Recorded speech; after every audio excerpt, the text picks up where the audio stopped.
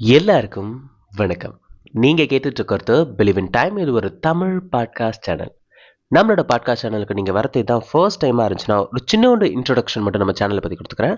இது எது மாதிரியான சேனல் அப்படின்னு பார்த்தீங்கன்னா, உங்களோட பர்சனல் லைஃப்பை டெவலப் பண்ணக்கூடிய குட்டி குட்டி தகவல்கள், நிறைய கருத்துக்கள், நிறைய கதைகள் நம்மளோட பாட்காஸ்ட் சேனல் வந்து உங்களுக்கு கிடைச்சிக்கிட்டே இருக்கும். அந்த வகையில் இன்னைக்கு நம்ம எதை பற்றி பேச போகிறோம் அப்படின்னு சொல்லிட்டு பார்த்தீங்கன்னா, நீங்கள் எப்போ பார்த்தாலும் இதே விஷயத்தையே சொல்லிட்டு இருக்கீங்க, அன்பை வைங்க அன்பை வைங்கன்ட்டு. நானும் தான் அன்பு வைக்கிறேன், எல்லார் மேலேயும் அன்பு காட்டுறேன். ஆனால் யாரும் திருப்பி அதை என்கிட்ட காட்ட மாட்டிருக்காங்களே. எல்லாரும் ஏதோ ஒரு தேவைக்காகவே என்கிட்ட பழகுறாங்க, தேவை முடிஞ்சதுக்கப்புறம் கிளம்பிடுறாங்க. அன்பு வச்ச நான் மட்டும் ஒவ்வொரு வாட்டியும் ஏமாந்துக்கிட்டே இருக்கணுமா அப்படின்ற மாதிரி நீங்கள் இருந்தீங்கன்னா இந்த பதிவு கண்டிப்பாக உங்களுக்கு ஹெல்ப்ஃபுல்லாக இருக்கும். வழக்கம் போல் ஒரு கதை. ஒரு ஊரில் ஒரு டீச்சர் வந்து கிளாஸ் எடுத்துக்கிட்டே இருக்கிறாரு. கிளாஸ் எடுத்துகிட்டு இருக்கப்ப அங்கே இருக்கிற ஒரு பையனுக்கு இதே மாதிரியான ஒரு குதர்க்கமான கொஸ்டின் வந்து மண்டைக்குள்ளே ஒதுக்குது.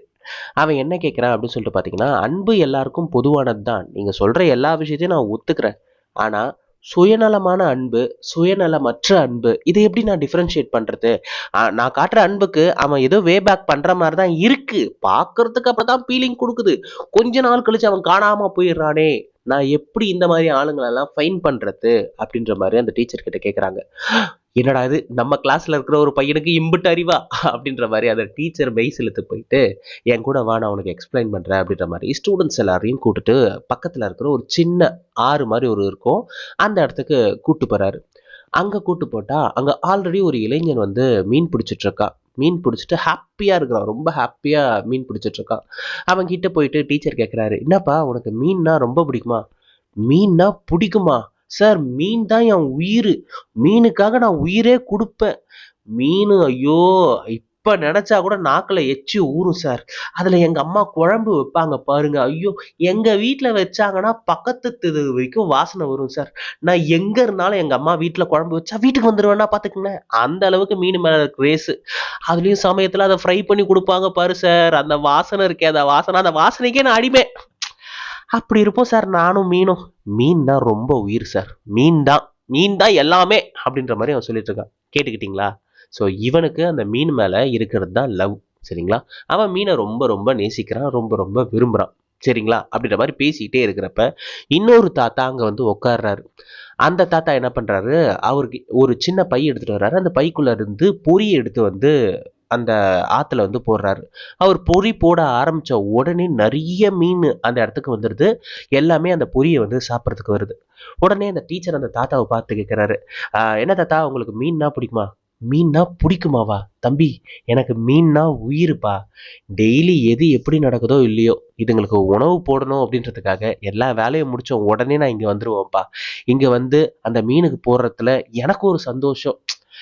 அது எனக்கு சொல்ல தெரியல தம்பி. இதுங்க சாப்பிட்ற அழகை பார்க்கறது, இதுங்க பார்க்கறது, அது ஒரு மாதிரியான, அது ஒரு கிரேசிப்பா. நான் அப்படிதான் விட்டுரு அப்படின்ற மாதிரி சொல்றாரு. இவரை பாருங்க, இதுவும் லவ் தான். சரிங்களா? இவரோ மீனை ரொம்ப நேசிக்கிறாரு. ஆனா முதல்ல நீங்க பாத்தீங்க பாத்தீங்களா ஒரு இளைஞன், அந்த இளைஞன் அந்த மீனை நேசிக்கிறதுக்கு பின்னாடி ஒரு காரணம் இருந்துச்சு. ஆனா இந்த மனுஷன் அந்த மீனை நேசிக்கிறதுக்கு பின்னாடி ஒரு காரணம் இல்லை. சரிங்களா? இதுதான் சுயநலமற்ற காதல், அது சுயநலம் உள்ள காதல். சுயநலமற்ற காதலுக்கு வந்து எந்த ஒரு காரணமும் தேவையே ஏற்படாது. நீ ஒரு விஷயத்த நேசிக்கிறியா, நான் நேசிச்சுட்டு மட்டும்தான் இருக்க போறேன். அவனை திருப்பி நேசின்னு நான் எதிர்பார்க்க போறதே கிடையாது. எனக்கு இருக்கிற டைம் ஃபுல்லா நான் நேசிக்கிறதுல மட்டும்தான் ஸ்பெண்ட் பண்ணுவேன். என்னோட அன்பு முழுக்க முழுக்க கொடுக்க மட்டுமே, திரும்பி எதிர்பார்க்கறது கிடையவே கிடையாது அப்படின்னு நான் நினைக்கிறதுனால தான் அந்த மனுஷன் ஒரு நாள் கூட தவறுனதே கிடையாது. எல்லா நாளும் வேலை முடிச்சுட்டு வந்துருவேன் அப்படின்ற மாதிரி சொல்றாருன்னா, அப்ப யோசிச்சு பாருங்களேன், அவரோட மைண்ட்ல எந்த அளவுக்கு அந்த மீன் மேல அன்பு இருக்கணும். இந்த பையனுக்கும் அன்பு இருக்கு, சாப்பிட்டு திங்கறதுல தான் அந்த அன்பு இருக்கு. பட் இவருக்கு அந்த மீனை வளர்க்கறதுல அன்பு இருக்கு. அவனுக்கு இருக்கிற அன்பு பின்னாடி ஒரு காரணம் இருக்கு. இவருக்கு இருக்கிற அன்பு பின்னாடி காரணமே கிடையாது. காரணமே இல்லாத அன்புக்கு மட்டும்தான் என்னைக்குமே வேல்யூ இருக்கு அப்படின்ற மாதிரி அந்த டீச்சர் அந்த ஸ்டூடெண்ட்ஸ் கிட்ட சொன்னாங்க. அந்த ஸ்டூடெண்ட்ஸ்க்குலாம் புரிஞ்சா இல்லையான்னு தெரியல. ஏன்னா அவங்க சின்ன சின்ன பசங்க. ஆனா உங்களுக்கு புரிஞ்சிருக்கும்னு நினைக்கிறேன். இங்க நிறைய பேர் என்ன பண்றோம் அப்படின்னு சொல்லிட்டு பாத்தீங்கன்னா, கண்மூடித்தனமா அன்பு வைக்கிறோங்க. நம்ம இவங்கிட்ட வைக்கணும், அவங்கிட்ட வைக்கணும், அவங்கிட்ட வைக்கணும், இவங்க கிட்ட வைக்கணும், அப்பெல்லாம் யோசிக்கிறதே கிடையாது. யாரு கிடைக்கிறாங்களோ எல்லார் மேலேயும் கண்மூடித்தனமா அன்பு வைக்கிறது. அவங்க திருப்பி அந்த அன்பை கொடுக்காட்டி உடனே வெக்ஸ் ஆயிருது. நான் அவ்வளோ பண்ணேன், நான் இவ்வளோ செஞ்சேன், நான் அதெல்லாம் பண்ணியும் அவங்களுக்கு நான் தெரியல, இந்த மாதிரி நம்ம புலம்பிட்டு இருக்கோம். சரியான நபரை தேர்ந்தெடுக்கிறதும் ஒரு குவாலிட்டி தான். நம்ம என்ன பண்றோம், பார்க்குற எல்லாருமே சரியான நபர் தான், என்கிட்ட பேசுற எல்லாருமே எனக்கானவங்க தான் அப்படின்ற மாதிரி எல்லாத்தையும் எல்லார்கிட்டயும் எடுத்துட்டு போய் கொடுக்குறோம், ஏமாந்துடுறோம். சரியா? சரியான அன்பு சரியான நபர்கிட்ட நீங்க கொடுக்குறப்ப நீங்க ஏமாறவே மாட்டீங்க. சரி, அப்படியும் நான் சரியான நபரை ஃபைன் பண்ணிட்டேன், நான் சரியான விஷயத்த தான் கொடுக்குறேன், ரிட்டர்ன் கிடைக்க மாட்டிருக்கு, இப்ப என்ன பண்றது அப்படின்ற மாதிரி கேட்டீங்கன்னா, கிடைக்காட்டி என்ன, நீங்க சரியான நபரை தானே ஃபைன் பண்ணிருக்கீங்க. உங்களுக்கு அந்த நபருக்கு அன்பு கொடுக்கறதுல எந்த ஒரு பிரச்சனையும் கிடையாதுல்ல. அப்புறம் எதுக்கு அவர் கொடுக்கணும்னு எதிர்பார்த்துட்டு இருக்கீங்க? நீங்க கொடுத்துக்கிட்டே இருங்க. ஏன்னா உங்களுக்கு நல்லா தெரியும் அவர் சரியான நபர்ன்ட்டு. சரி, ஒரு உதாரணத்துக்கு சொல்லலாமே.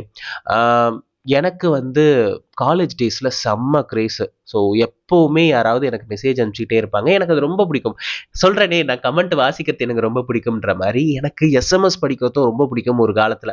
அப்ப குவிஞ்சுக்கிட்டே இருக்கும் மெசேஜ், நான் அதெல்லாம் பார்த்துக்கிட்டு ஜாலியா படிச்சுக்கிட்டு இருப்பேன். ஸோ அப்படி இருந்த காலகட்டத்துல திடீர்னு நான் கமிட் ஆயிட்டேங்க. கமிட் ஆனதுக்கு அப்புறம் என்ன ஆகுது, ஸோ மெசேஜ் பண்ணிட்டு இருக்கவங்க கொஞ்சம் கொஞ்சமா குறைய ஆரம்பிக்கிறாங்க. நானும் பெருசா கண்டுக்கல. அதான் இந்த கேரக்டர் இருக்கே, அதுகிட்ட பேசுவோம், நம்ம எதுக்கு மத்தவங்க அனுப்புற மெசேஜுக்கெல்லாம் நம்ம வந்து பீல் பண்ணிட்டு இருக்கணும் அப்படின்ற மாதிரி நான் விட்டுக்கிட்டே இருந்துட்டேன்.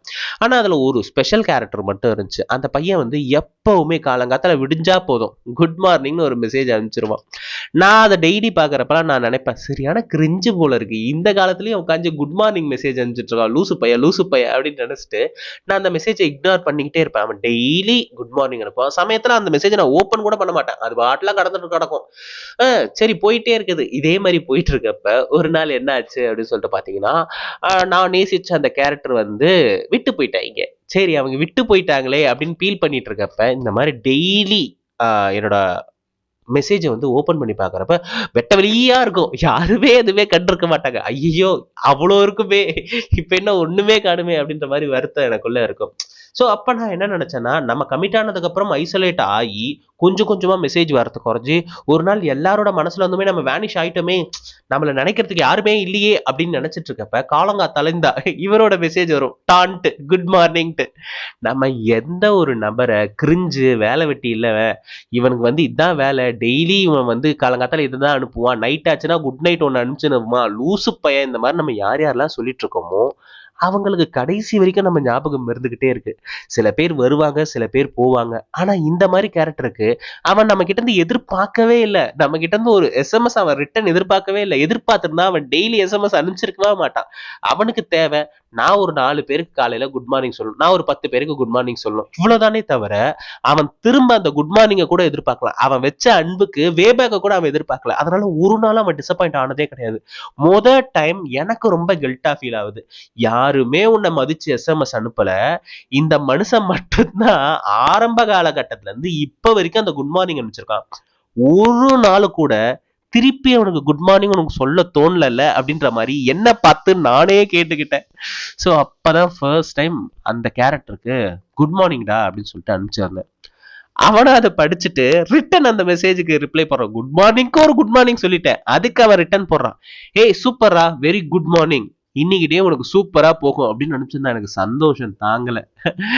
யோசிச்சு பாருங்களேன், யாரெல்லாம் உங்களுக்கு ரொம்ப நெருக்கமானவங்க, நேசிச்சவங்க, இதுக்கப்புறம் நான் நேசிக்க போறவங்க, இந்த மாதிரி நம்ம ஒரு செலக்டிவா பர்சனாலிட்டி வச்சிருப்போம். ஆனா யாரேன்னே தெரியாத ஒருத்தர் திடீர்னு நம்ம மேல அன்பு காட்டுவான், அவனுக்கு நம்ம ஸ்பெஷலா இருப்போம். ஆனா அவனை நம்ம வந்து கண்டு இருக்கவே மாட்டோம். அதை படிக்கிறப்ப எனக்கு தோணுச்சு, ஜெம்முங்க, அந்த மாதிரி கேரக்டர்லாம் ஜெம்முங்க, வாழ்க்கையில கிடைக்காது. ஸோ இப்ப வரைக்கும் அந்த கேரக்டர் எப்ப குட் மார்னிங் அனுப்பிச்சாலும் அதுக்கப்புறம் அவனுக்கு நான் கொடுக்குற ரெஸ்பெக்ட் திருப்பி குட் மார்னிங் சொல்றதுதான். அந்த குட் மார்னிங்கை கொடுக்க ஆரம்பிச்சேன், குமுதா ஹாப்பி என்னாச்சு அப்படின்ற மாதிரி என் ஃப்ரெண்டு ரொம்ப ரொம்ப ஹாப்பி. ஆக்சுவலி இப்போ நான் சொல்ல போகிற கதை வந்து எங்கேயோ நடந்த கதைலாம் கிடையாது, இங்கே இந்தியாவில் நடந்த கதை, பீகாரில் நடந்த கதை. தசரத் மாஞ்சி அப்படின்னு சொல்லிட்டு ஒருத்தர். ஸோ நீங்கள் கூகுள் பண்ணீங்கன்னா கூட இந்த மனுஷனை பற்றி நிறைய விஷயம் தெரிஞ்சுக்கலாம். இருந்தாலும் எனக்கு உங்ககிட்ட சொல்லணும்னு தோணுது. இந்த மனுஷன் வந்து கல்யாணம் பண்ணிக்கிறாரு. ஸோ அவங்க ஒய்ஃபும் அவருக்கு வந்து டெய்லி சமைச்சு எடுத்துகிட்டு வந்து மதிய வேலையில் கொடுப்பாங்க. அவங்களுக்கு பார்த்தீங்கன்னா மலை தான், அந்த ஊரே மோஸ்ட்லி மலை தான், மலையாக இருக்கும். அது மேலே ஏறி இறங்கி சுற்றி இப்படி தான் அவங்களோட வேலையும் இருக்கும். ஸோ எந்த ஒரு அடிப்படை வசதியும் பெருசாக இல்லாத, பெருசாக போய் சேராத ஒரு ஊர். ஸோ அப்படி இருக்கிறப்ப ஒரு நாள் வந்து மாஞ்சிக்கு வந்து சாப்பாடு எடுத்துட்டு போகும்போது தவறுதலா மலையிலேருந்து அவங்க கீழே விழுந்து அவங்களுக்கு அடிபட்டுருது. என்ன ஒரு பிரச்சனைனா, அங்க மருத்துவ சேவை வந்து ரொம்ப கம்மியா இருக்கும். அவங்க ஒய்ஃபை தூக்கிட்டு போய் ஹாஸ்பிட்டல்ல சேர்க்கறதுக்கு ரொம்ப ரொம்ப கஷ்டம். ஒண்ணு மலைய தாண்டி கூட்டு போணும். அப்படி இல்லையா மலைய சுத்தி கூட்டு போணும். இது 2ல எத பண்ணாலுமே அவங்க ஒய்ஃபை காப்பாத்த முடியாது. ஏன்னா டைம் ஆல்ரெடி ரொம்ப தாண்டி போயிடுச்சு. நெறைய பிளட் போயிடுச்சு. ஸோ அவங்க கூட்டு போறதுக்கு ட்ரை பண்ற வழியிலேயே அவங்க ஒய்ஃப் இறந்துடுறாங்க. அதுக்கப்புறம் மாஞ்சி வந்து ரொம்ப கஷ்டப்படுறாரு. ஏன்னா நம்மள ரொம்ப நேசிச்ச ஒரு கேரக்டர். சரி, நமக்கு இப்படி ஒரு விஷயம் நடந்துருச்சு. இந்த மலை தானே என் ஒய்ஃப் இறந்ததுக்கு காரணம்.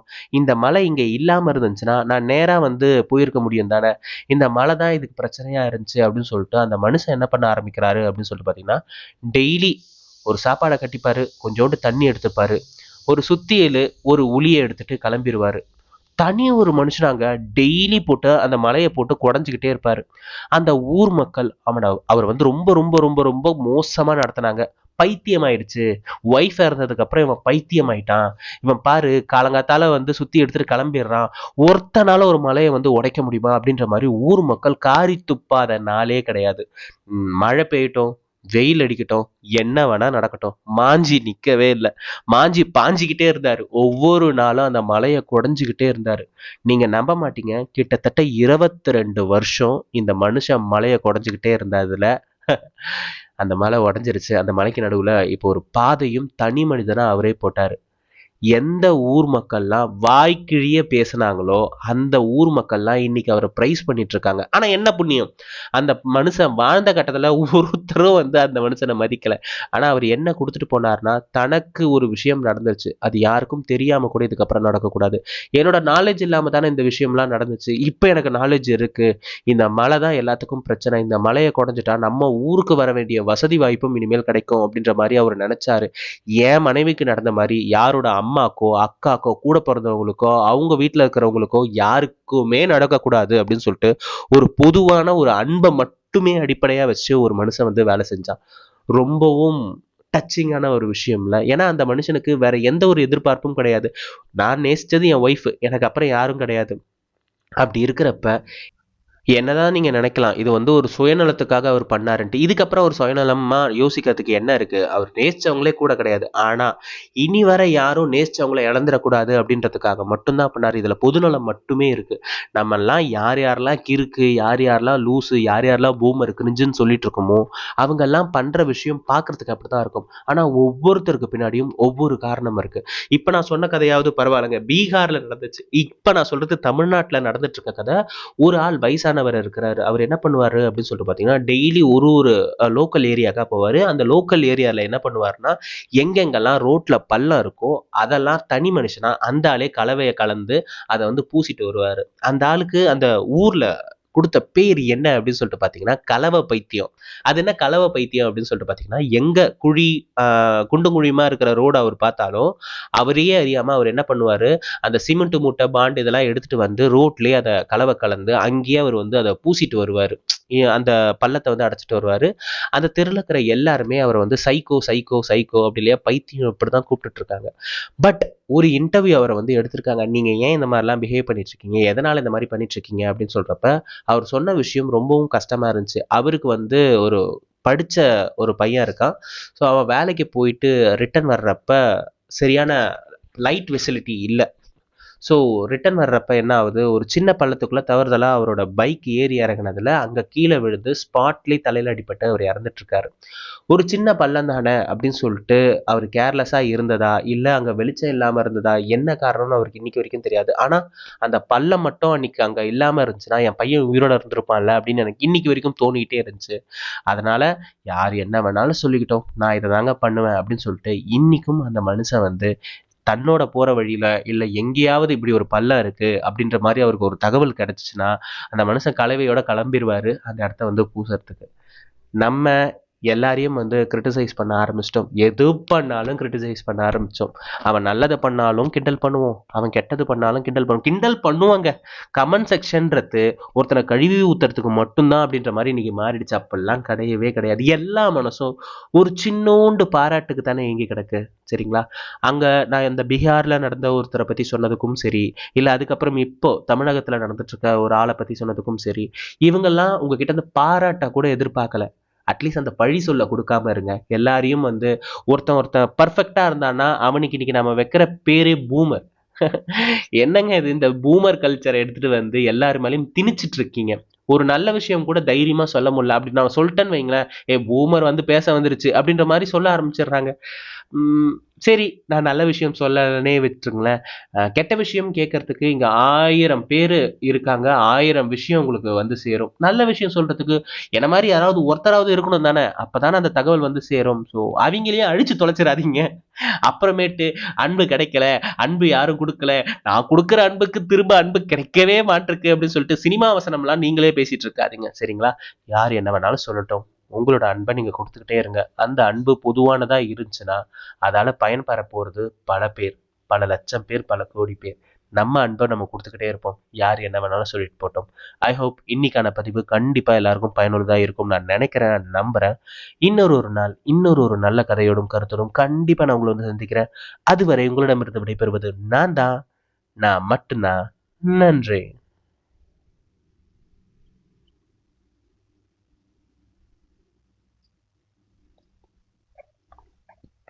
இந்த வீடியோவை நீங்கள் இவ்வளோ நேரம் பார்த்துட்ருக்கீங்கன்னா உண்மையிலேயே ரொம்ப ரொம்ப சந்தோஷமாக இருக்குது. நான் இந்த பாட்காஸ்ட்டை கேட்குறப்ப அடுத்து என்ன கேட்கலாம் அப்படின்னு சொல்லிட்டு நான் அடுத்து வர பிளேலிஸ்ட்டை நான் பார்க்கவே இல்லை.